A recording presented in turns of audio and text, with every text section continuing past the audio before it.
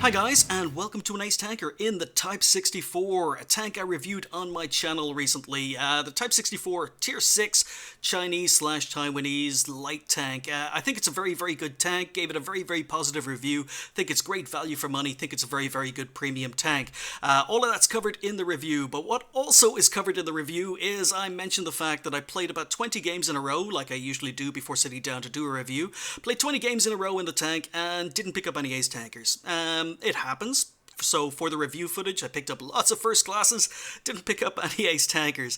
But that's not an issue, because as long as I get the footage I want, as long as I can show off the strengths and weaknesses of the tank, I don't mind too much.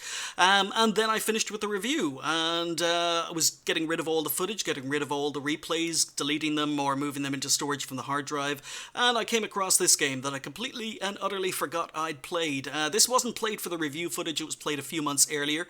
It was a Type 64 platoon between Tonza, Bringy and myself. It was an ace tanker, but because I brought the Type 64 ace tanker to you before, I sort of ignored this one and completely forgot I had it, so I could have used it in the review, but I decided not to. But anyway, we are here on Sand River. It's the older version of Sand River, because I say this is from a few months ago. And I'm an idiot, because as I say, could have used this in the review, but didn't, because I forgot I had it. But Type 64, as I say, really, really good tank, really, really good premium tank. If you like light tank gameplay, if you like fast, maneuverable, medium tank gameplay, even though it's a light tank, I think it's a very, very good premium tank. So what I'm going to be doing is I'm going up the hill. Bringy is going to the middle, Tonza is going to the other flank. The reason we're all playing Type 64s is because we were doing the light tank mission, or at least one of the light tank missions, can't remember which one, but it's the one that required you to be in a platoon of light tanks, so we all happen to have Type 64s and we decided to play them. But I'm coming up here. I've got no support here. There's lots and lots of tanks going to be sitting in D7, but I've got no support on the hill. But that doesn't matter. It's 0.4 accuracy. Covered all of this in the review.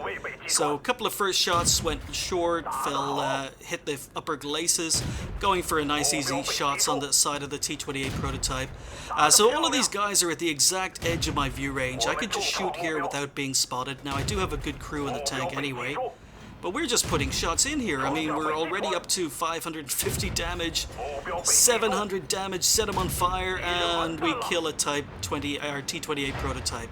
You can see the rate of fire, the accuracy. Accuracy sometimes when you're sniping at long distances can let you down, but most of the time it's fine.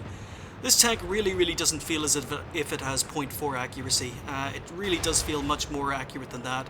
So now that the enemy tanks are not advancing anymore, they're not pushing the A and B lines, I decide we're going to relocate, and that's what you could do with this tank. It's fast, it's mobile. So I know this Carnarvon's probably focused on the tanks in front of him. I'm just going to poke. There is arty in this game, so I'm trying to be careful here. Oh, and the Jagdpanther stopped moving back, stopped reversing. But once we settle down, once we start putting 5 shots in, we can get a couple of shots in. Now, unfortunately, I missed my kill shot because of this idiot Chiri ramming me out of the way. So I had a kill shot in the Jagdpanther, and this Chiri just decides, you know what, let's just barge in front. And I really, really dislike when players do that. Completely selfish. So yeah, now he's drawn attention to our position. He's reversing, and there's a Carnarvon coming up. But it happens. Just gotta focus on the gameplay.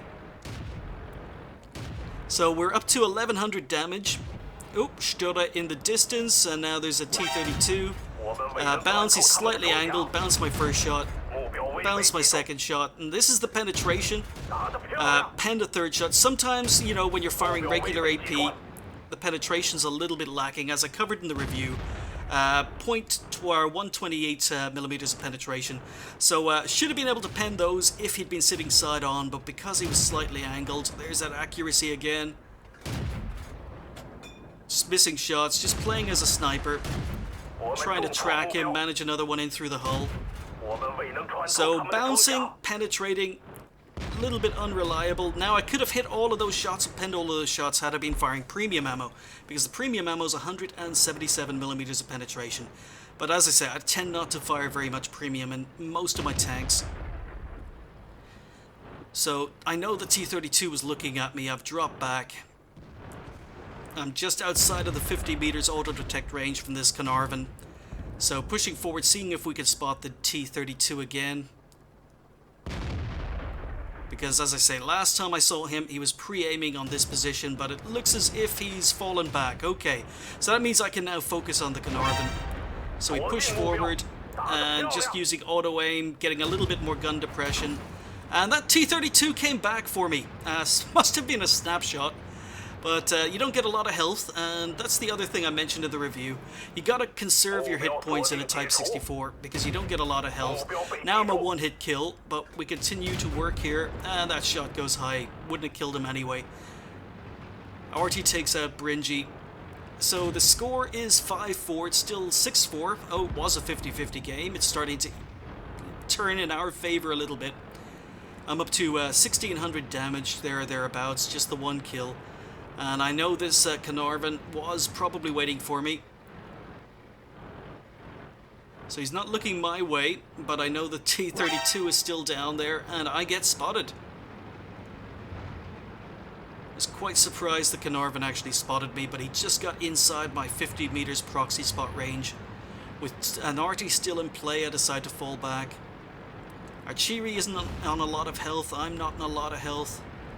I might be a two-hit kill from the Carnarvon, but it doesn't matter because Archery decides to go for it. So, just moving down, waiting for the Carnarvon to turn around, get one shot in, Cheery finishes him off. But yeah, we've pretty much won this flank now. And again, I'm still focused. Where is that T-32? And now I know there's a Borsig down there sniping from spawn. Archery pays the price. So the enemy team are still losing, but it's still quite close. You've got a very dangerous Borsig. You've got an E25 that hasn't been spotted, and I'm just scooting around. So I managed to get spots. I think they were my spots, maybe not. But we're relocating, and this is what the Type 64 is great at. We're going to not charge enemy spawn. We're going to relocate. Enemy team are starting to put pressure on our cappers. We're capping. So I know the enemy team are going to be coming towards cap to stop a cap victory.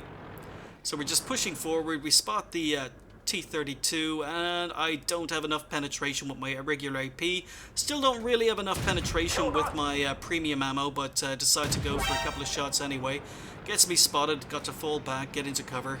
E25 has now been spotted, so now I know where all the enemy tanks are. Leopard in the distance, switch back to regular AP. More than enough penetration to go through a Leopard at distance. Does get me spotted again, so again trying to stay safe from RT, using rocks. And we've got the side of a Tiger 2, or had not much of a shot, but you can see we're not really scouting here. We're basically playing as a flanker, we're playing as a damage dealer. And with a lot of the map changes, you've got to play your light tanks a lot more aggressively. There's a lot less option for playing your tanks as a passive as you used to be able to do. But again, we're moving up, we're flanking. A little bit unfortunate to first shot goes high. And I don't know why I'm not penning the rear of this guy. Should have more than enough penetration, so. Anyway, we're still doing damage. We're up to 1900 damage. I'm really just looking for shots of opportunity up here. Now, if I'd been a little bit more aggressive, I probably could have rushed down, probably could have rushed the tanks in cap, but I don't know if I would have gotten in there in time. So, unfortunately, we've run out of AP, trying to track the IS-3, managed to get the killing shot. So, 2,000 damage, 8,000 W&8 at the moment.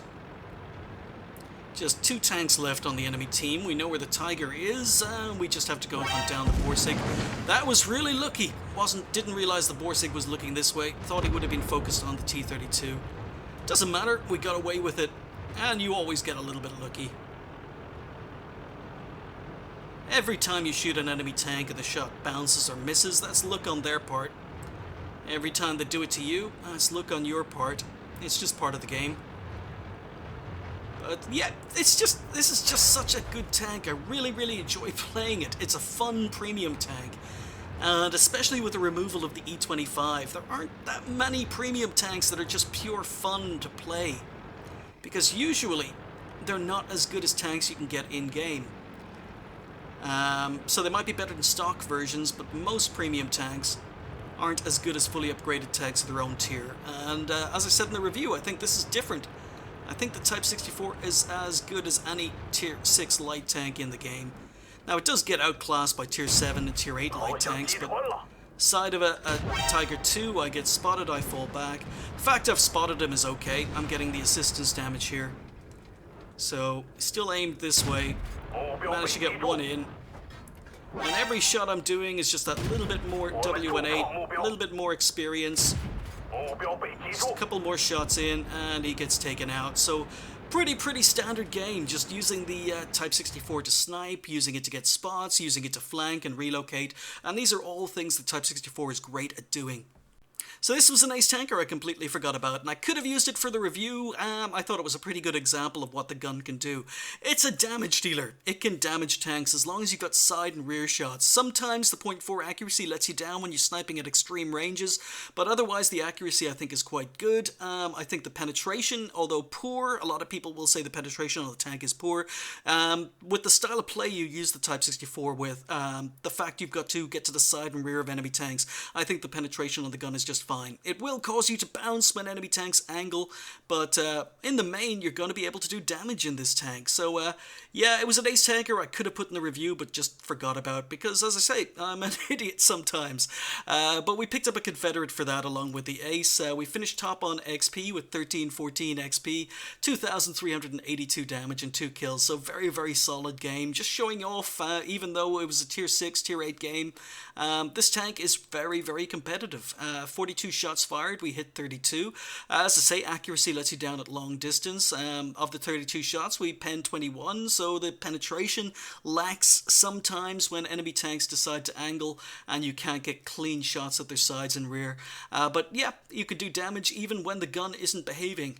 Spotted 1, damaged 8, destroyed 2, did 1,200 assistance damage, picked up 40,000 credits with a premium account. It's a moneymaker, and I shot through most of my ammo in that game.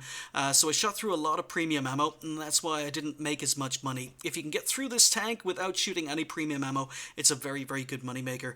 1971 XP wasn't my first game of the day. As I say, we were doing missions in light tanks, but 2,562 XP for the game overall. So Type 64, I said it in the review, and I'll say it again. I think this is the best value premium tank in the game. I think you get most bang for your buck with the Type 64. It's a very good value. It's a great moneymaker for the price. It's a good crew trainer, and most importantly, it's a lot of fun to play. If you like playing light tanks, you'll like the Type 64.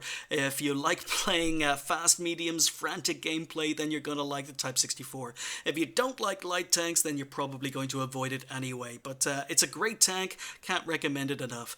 And as I say, it's an ace tanker I completely forgot I had for the review and didn't use as a result. But anyhow, thank you guys for watching. I'll see you next time.